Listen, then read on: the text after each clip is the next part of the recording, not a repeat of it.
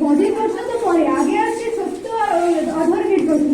তুমি অধর্ম করেছো, আর যুগে যুগে কলিযুগ আসুক আর আধুনিক যুগে আসুক, সবসময় শুভ শক্তিরই জয় হয় আর অশুভ শক্তি পরাজয় হয়। তাই তুমি ভেবে যে তুমি জিতে যাবে। যুদ্ধেও করছিস, সবাই হতে পারে, কিন্তু সবাই জিতে না, যে কোনো একজনই জিততে পারে।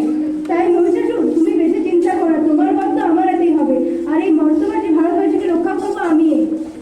তাহলে হয়ে যাক যুদ্ধ। হ্যাঁ, হয়ে যাক। তো তুমি প্রস্তুত তো যুদ্ধের জন্য? একদম। মহিষাসুরকে আবার এই প্রশ্ন উত্তরীয় করা হয় দেবী। ঠিক আছে, চলো তাহলে যুদ্ধ শুরু হয়ে যাক। হয়ে যাক।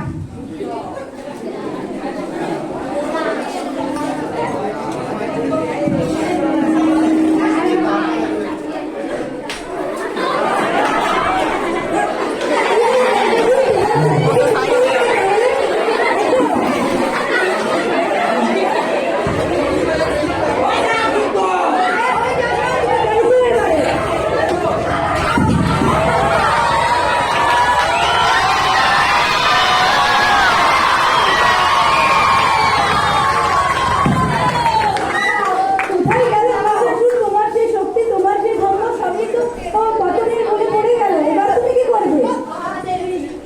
ক্ষমা করে দিন।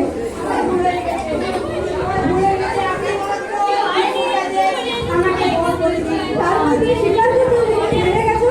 তুমি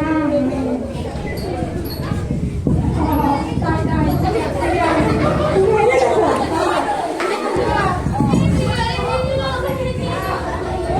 মানে তুমি এবার বড় হওয়ার জন্য প্রস্তুত তো? মানে প্রস্তুত? কিন্তু প্র্যাকটিস হতে কি বলো? ত্রিশুলে আমাকে একটু আসতে মেরো, কারণ আমাকে ঘুরে আসতে হবে।